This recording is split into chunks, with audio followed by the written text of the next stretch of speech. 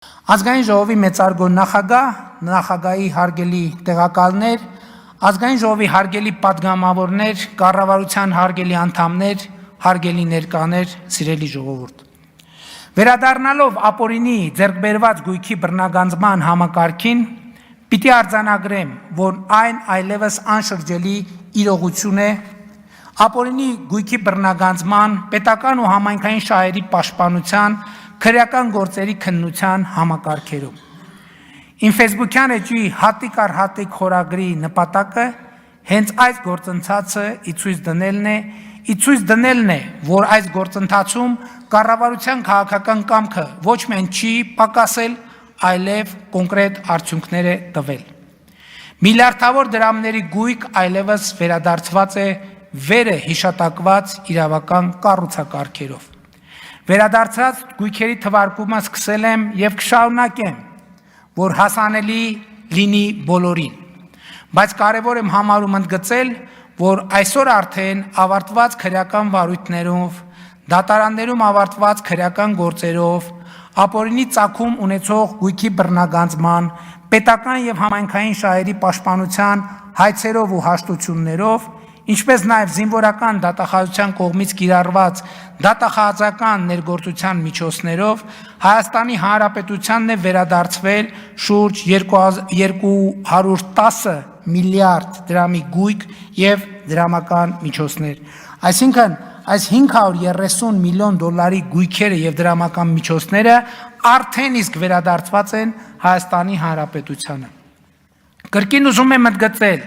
որ ապօրինի գույքը տիրապետողների կողմից ցաքուցրիվ անելու ռիսկերը առավելագույնս կառավարվում են, որովհետև շուրջ 1.7 միլիարդ դոլարի գույք այսօր գտնվում է կալանքի կամ արգելանքի տակ։ Վերը նշված, վերադարձված եւ կալանքի տակ գտնվող գույքերը պատկանում են նախկին նախագահների, նախարարների, համայնքների ղեկավարների, քաղաքացիական եւ զինվորական բարձրաստիճան պաշտոնյաների եւ կամ նրանց ընտանիքի անդամների եւ կամ նրանց հետ փոխկապակցված անձանց։ Այդ գույքերը հատիկ առ հատիկ վերադարձվում են եւ վերադարձվելու են Հայաստանի Հանրապետությանը եւ նրա ժողովրդին։ Այս պահին ավելի քան 600 միլիարդ դրամի կամ 1.5 միլիարդ դոլարի ապօրինի ձեռքբերված գույքերի մասով գործեր են քննվում դատարաններում։ Բայց արդեն իսկ վերադարձված գույքերի թվում են Golden Palace Ծաղկաձոր հյուրանոցը, AOX-ի շենքը Երևանի ամենակենտրոնում, Նորատուսի ռադիոկենտրոնը, մի քանի միլիարդ դրամ արժողությամբ հողամասեր Երևանում եւ մարզերում։ Այս թեմային սակայն պետք է նայել նաև այլ դիտանկյունից։ Զանգեզուրի պղնձամոլիբդենային կոմբինատում Հայաստանի Հանրապետությունը 21.8% փայաբաժին ունի իմ տված խոստման համաձայն։ Այս փայաբաժինը ինքնին մի քանի 100 միլիոն դոլարի շուկայական արժեք ունի, մի քանի 100 միլիոն դոլարի։ Բայց սա ամբողջական պատմությունը չէ։ 2018-ից 2024 թվականների ընթացքում ԶՊՄԿ-ն ավելի քան կրկնապատկել է իր հարկերը նախորդող 7-ամյա շրջանի, այսինքն 2011-2017 թվականների հետ համեմատած։ Բա թալանի վերադարձը պոչով է լինում։ Բայց սա դեռ ամենը չէ։ 2024 թվականին ԶՊՄԿ-ն 33 միլիարդ 249 միլիոն դրամի շահաբաժին է վճարել պետական բյուջե։ Այսինքն միայն ԶՊՄԿ-ի շուրջ մեր համբերատար հետևողական գործողությունների արդյունքում, որը ընդ որում միանգամից տեղի չունեցավ, այլ տևեց 3 տարի։ Միայն ԶՊՄԿ-ի մասով մենք 1 միլիարդ դոլար գումար եւ գույք ենք վերադարձրել Հայաստանի Հանրապետության։ Միայն ԶՊՄԿ-ով 1 միլիարդ դոլար։ Ոչ ուղիղ իմաստով, բայց անուղղակիորեն այս թեմայի հետ կապ ունի նաեւ ամուսարի խնդրը բարեհաջող հանգուցալուծելը եւ Հայաստանի Հանրապետության 12.5% փայաբաժին ձեռք բերելը եւ ազդագիր համայնքներին տարեկան 7 միլիոն դոլար հավելյալ գումար վճարելու պարտավորության արձանագրումը։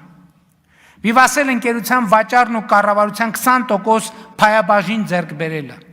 Viva Armenia ընկերությունն էլ 2025 թվականին բացի վճարված հարկերից պետական բյուջեը վճարել 2 միլիարդ դրամ փայաբաժին։ Սիրելի ժողովուրդ, Հայաստանի Հանրապետության սիրելի քաղաքացիներ, թալանվածը, գողացվածը, ապօրինի կամ անարդար կերպով օտարվածը վերադարձնելու կառավարության կամքը ոչ միայն չի նվազել, այլև ահա պատրաստի ինստիտուտները, բանաձևերը, համակարգերը գործարկված են ապացուցելի եւ տեսանելի։ Բայց կարևոր է ընդգծել, որ այս ընթացքում ոչ միայն վնասված չէ Հայաստանի պետականությունն ու միջազգային հեղինակությունը, որը այս ողջ process-ի ընթացքում շատ մեծ ռիսկ էր, այլև ամեն ինչ արվել է լիարժեք, օրինականորեն եւ անցնցում։ Միևնույն ժամանակ մենք 100%-ով համատարիմ ենք մնացել 2018 թվականի ժողովրդական ոչ բռնի Թավշյա հեղափոխության ընթացքում տված մեր խոստումներին, չբեմադրելով վրեժխնդրության ու վենդետաների տեսարաններ, այլ ընդհակառակը հավատարիմ մնալով պետության կայացման ինստիտուցիոնալ ճանապարհին, որը թերևս ամենաբարդ, ամենադժվար, բայց միակ ճշմարիտ ճանապարհն է եւ շարունակելու ենք գնալ այդ ճանապարհով։ Այս թեմայով իմ ասելիքը ամփոփելով ուզում եմ հատուկ ընդգծել, սա շատ կարևոր է, որ վերը նշված ընկերությունների անունների հիշատակումը այդ համատեքստում վերաբերվում է նախորդող շրջանի գործընթացներին եւ այդ ընկերություններին իմ հիշատակած հայտնի գործընթացների արդյունքում համարում եմ կառավարության հուսալի եւ վստահելի գործընկեր եւ ուզում եմ շնորհակալություն հայտնել այդ ընկերությունների, խոսքը Զանգեզուրի պղնձամոլիբդենային կոմբինատի, Ամուլսարի, Viva Armenia ընկերության,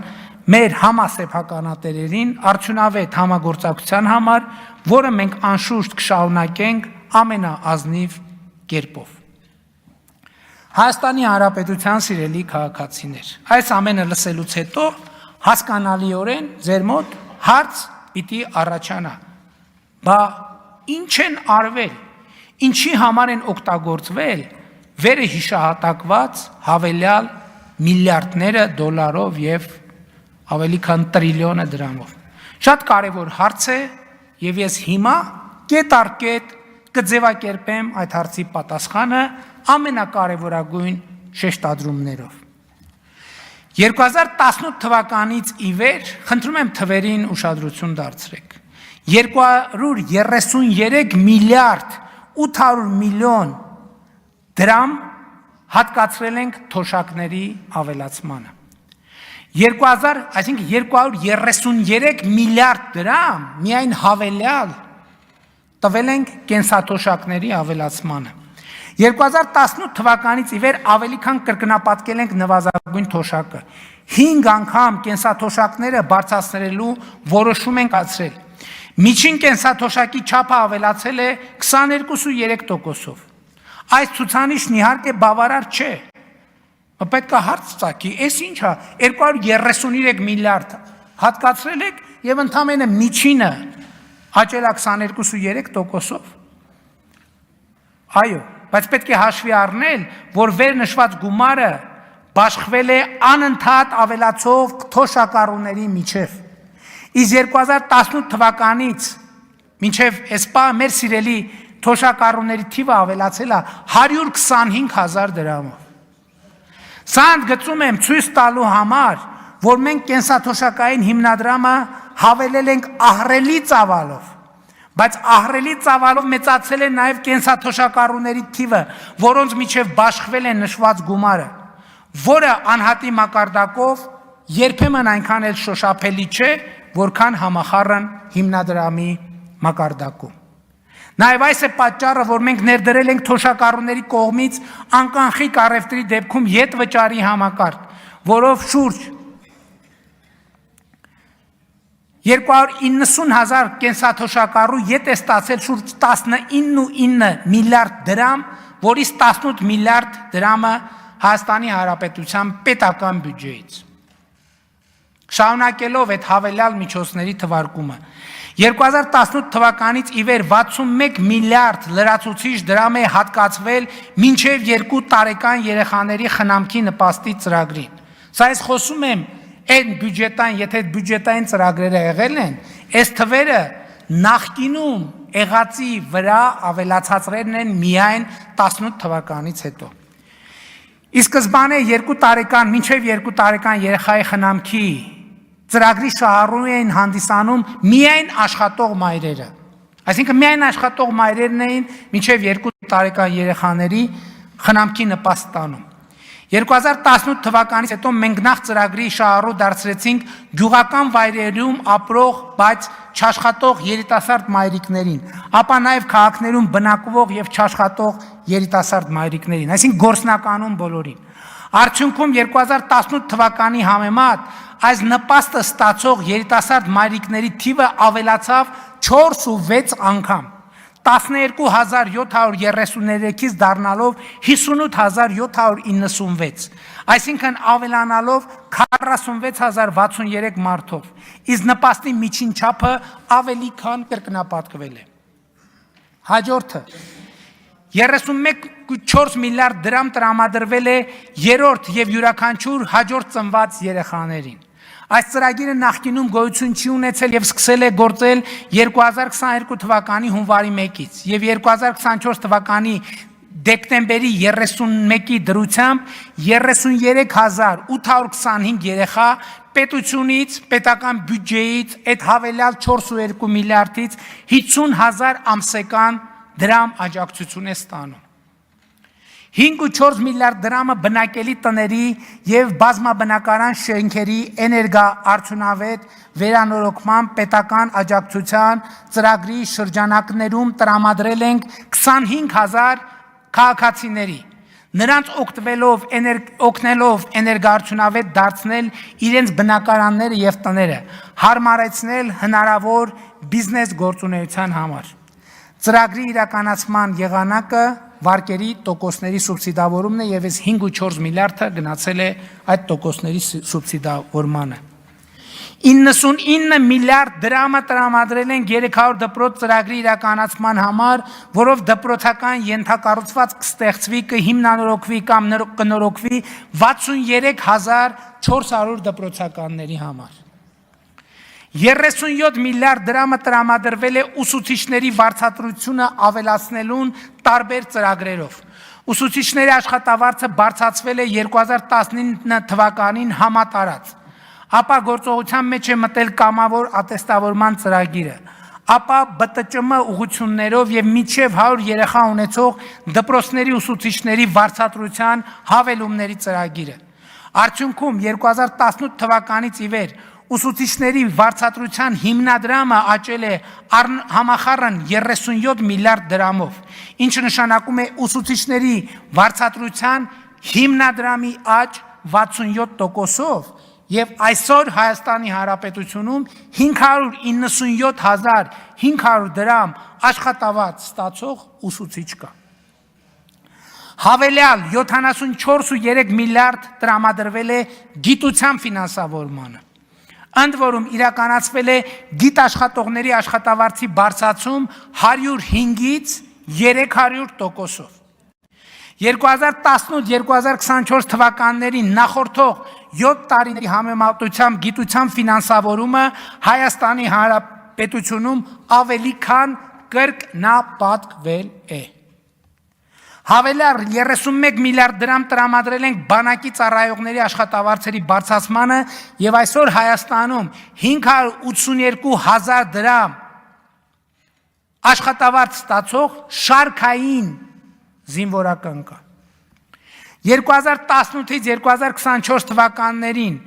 նախորդող 7 տարիների համեմատ հավելյալ 242 միլիարդ դրամ է տրամադրվել ճանապարհների կառուցման համար եւ նախորդող 7 տարիների համեմատությամբ կառուցվել, հիմնանորոգվել եւ նորոգվել է, ուշադրություն դարձրեք,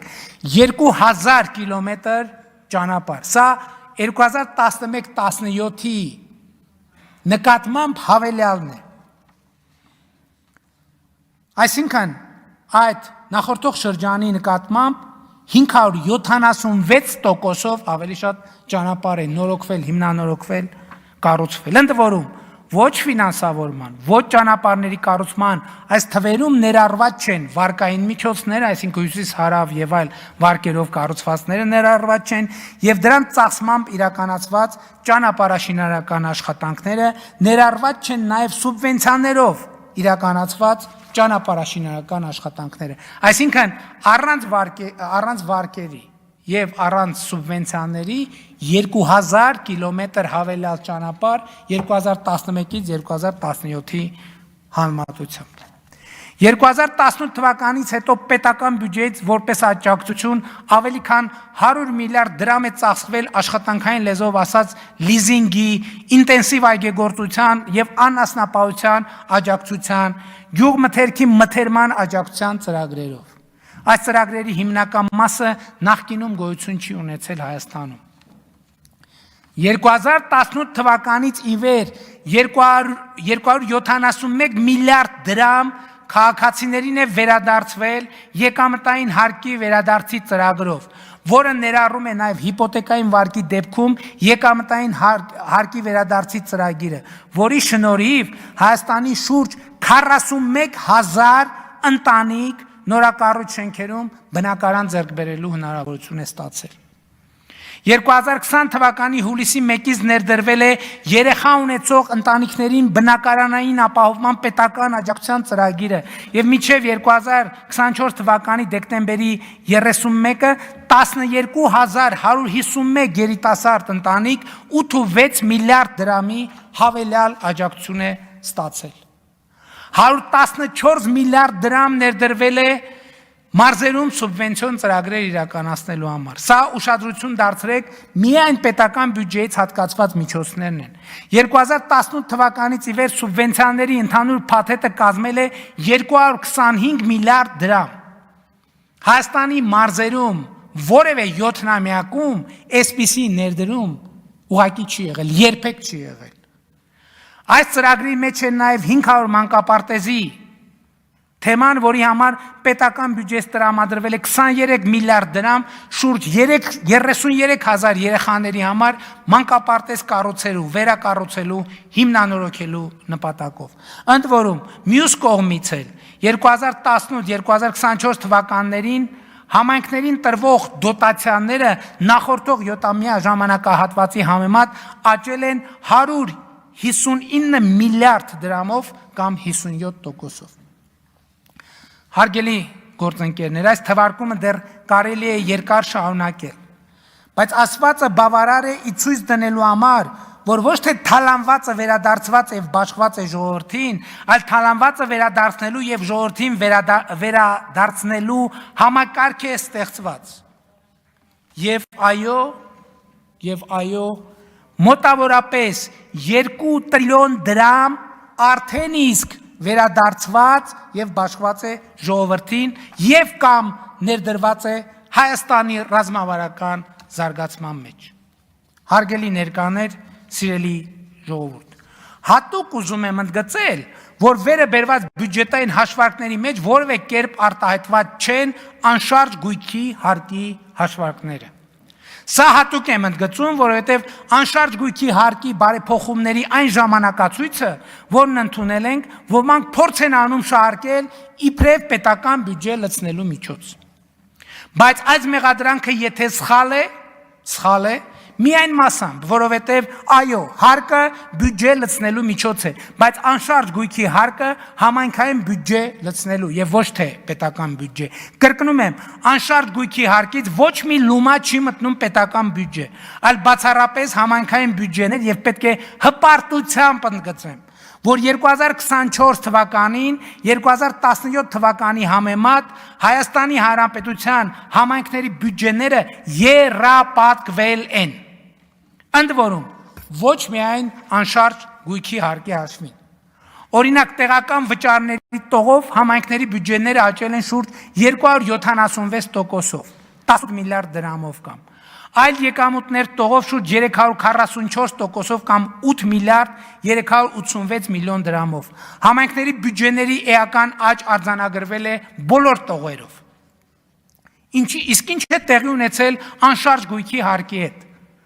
Այո, ավելի քան կրկնապատկվել են անշարժ գույքի հարկից եկամուտները մտնելով համայնքային բյուջեներ։ Վերադառնալով անշարժ գույքի այդքան քննարկված եւ քննադատված հարկի նոր դրույքաչափերին, պիտի ընդգծեմ, որ իրականացված փոփոխությունները հիմնականում ծանրացել են 100 միլիոն դրամ եւ ավելի արժեք ունեցող, այսինքն միջինից էականորեն բարձր գին ունեցող գույքերի վրա։ Խնդրում եմ,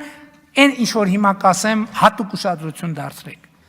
Մեր երկրում 100 միլիոն դրամ եւ ավելի արժեք ունեցող գույքերը ընդհանուր գույքերի մեջ, բոլոր գույքերի մեջ 100 միլիոն եւ ավելի դրամ արժեք ունեցող 0.62%-ն են։ Պատկերացրեք, մեր երկրում եղած գույքերի 0.62%-ն է, որոնց արժեքը 100 միլիոն դրամ եւ ավելի է։ Բայց այդ 0.62%-ը մեր կատարած բարեփոխումների արդյունքում վճարում է անշարժ գույքի հարկի 42.7%-ը։ 0.62%-ը վճարում է 42.7%-ը։ Հիմա աղմուկը իմացաք որտեղից է։ Ուշադրություն դարձրեք, հանրապետության անշարժ գույքերի 0.62%-ը վճարում է անշարժ գույքի հարկի 42.7%-ը։ Ասել է, թե անշարժ գույքի հարկի համակարգի մեր իրականացրած բարեփոխումները առնվազն մի էական մասով նույնպես տեղավորվում են թալանածը վերադարձնելու տրամաբանության մեջ, որովհետև հարկերի ծանրակշիռ մասը վճարում են հարուստները, այդ թվում ապօրինի կերպով հարուստ դարձածները։ Ապա եւ չմոռանանք, թե ինչ տեղի ունեցավ, եւ երբ 2019 թվականին մենք որոշում կայացրեցինք եռաչափ 23, 28 եւ 36% եկամտային հարկը հարթեցնելու եւ համընդհանուր 20% եկամտային հարկ սահմանելու վերաբերյալ։ Այդ ժամանակ այսօր դահլիճում ազգային ժողովի ընդդիմադիր հատվածում տեղ ունեցող բազմաթիվ ընդդիմադիրներ մեզ մեղադրում էին սոցիալական արդարության սկզբունքը խախտելու եւ հարուստներին աջակցելու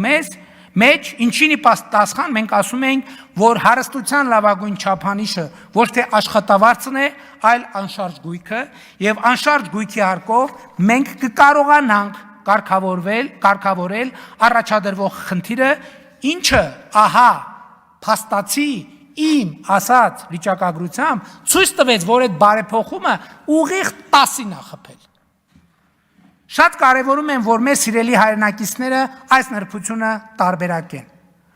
Անշարժ գույքի հարկերը մտնում են բացառապես համայնքային բյուջեներ, իսկ համայնքային բյուջեները պետք է ծախսվեն բացառապես քաղաքացու բակի, փողոցի, անմիջական միջավայրի բարեկարգման վրա։ Այսինքն անշարժ գույքի հարկը առավել ևս այն դեպքն է, երբ ասում են, որ այդ հարկը քաղաքացիները իրենց են վճարում աջ գրպանից ձախ գրպան տեղափոխելով։ Եվ այդ գումարները ծախսելու մասին որոշումները կայացնում են իրենց ընտրած ավագանիները, որը քաղաքացիներին ամենամոտ գտնվող ինստիտուտն ու մարմինն է։ Բայց սա դեռ ամբողջը չէ։ Մեկնարկել է ամեն տարվա հետ ընդլայնվելու է համայնքների մասնակցային բյուջետավորման ծրագիրը, երբ քաղաքացիները ուղիղ կերպով կարող են որոշել, թե համայնքի համար որ նախագծերն են առաջնահերթ։ Քաղաքացիները կարող են առաջ քաշել սեփական գաղափարներ իրենց համայնքներում, իրենց կյանքը ավելի լավը դարձնելու համար եւ որոշում կայացնել այդ ծրագիրը ֆինանսավորելու եւ իրականացնելու մասին։ Մասնակցային բյուջետավորման այս համակարգը դեռևս ֆինանսավորվում է պետական բյուջեից եւ 2024 թվականի 4 համայնքների համար նախատեսված 500 միլիոնի փոխարեն 2025 թվականի պետական բյուջեից այդ նպատակով հատկացվել է 1 միլիարդ դրամ 21 համայնքների համար։ Եվ այս ամենը գործնական արտահայտումն են այն բանի, որ պետական եւ համայնքային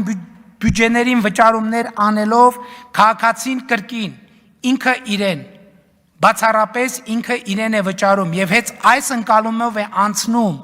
պետության եւ ապապետության միջև սահմանը։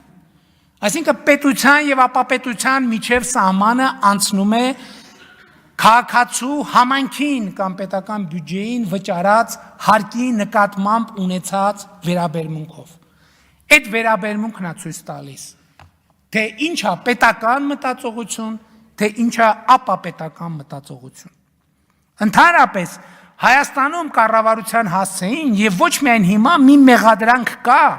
որի մասին քիչ առաջ ակնարկեցի, որը աբսուրդ է իր էությամբ, աբսուրդների աբսուրդը, կառավարությանը մեղադրել պետական կամ համայնքային բյուջեները լցնելու մեջ։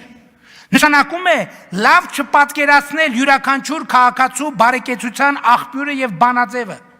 Նշանակում է կառավարությանը մեղադրել բյուջեն լցնելու ուղղությամբ ջան գործադրելու մեջ, նշանակում է կառավարությանը մեղադրել քաղաքացու համար բարեկեցություն կառուցելու մեջ։ Ասել եմ եւ կրկին ասում եմ, Հայաստանի Հանրապետության ոչ մի ընտանիք, ոչ մի իր բարեկեցության համար ավելի մեծ ծախս չի անում, չի կարող անել պարզապես, քան դա անում են տեղական եւ համայնքային բյուջեները։ Եվ պետական ու համայնքային բյուջեների մեծությունն ու չափն են արտահայտում յուրաքանչյուր քաղաքացու, բառից բուն իմաստով յուրաքանչյուր քաղաքացու բարեկեցության աստիճանը։ Բյուջեով է որոշվում, ասա երկրի բյուջեն ինչքան է, ասեմ ոնց ես ապրում դու, ասա համայնքային բյուջեն ինչքան է, ասեմ ոնց ես ապրում դու։ Քաղաքացու լավ կամ վատ ապրելու չափանիշը ոչ միայն այն է, թե որքան է ինքը անձամբ վաստակում, այլև այն, թե որքան է ինքը անձամբ հակ վճարում պետական եւ համայնքային բյուջե, որովհետեւ հնարավոր չէ լավ ապրել ցեխակոլոր ճանապարհներ, մութ ու խավար փողոցներ ունեցող, ծառից ու ծաղկից զուրկ, զբոսայգի ու պուրակ չունեցող, խմելու եւ ոռոգման ջրի համակարգեր, կոյուղի չունեցող բնակավայր։ Հնարավոր չի տեղ լավ ապրել։ Իսկ այդպիսի բնակավայրերը, այսպիսի իրավիճակ ունեցող թաղամասերը Երևանում, Գյումրիում, Վանաձորում, այն խոշոր քաղաքներում հազարավոր են, հազարավոր։ Կապ չունի շաբաթը քանի անգամ ես մսով ճաշ ուտում։ Եթե ապրում ես այդպիսի ամբարիկարգ միջավայրում, ուրեմն աղքատ ես։ Ուզում ես օրը 6 անգամ մսով ճաշ կեր։ Եթե տեղ ես այդ միջավայրում ես ապրում, ուրեմն աղքատ ես։ Ուրեմն բարեկեցությունը քեզնից հեռու է այնքան, ինչքան Պլուտոնը արևից։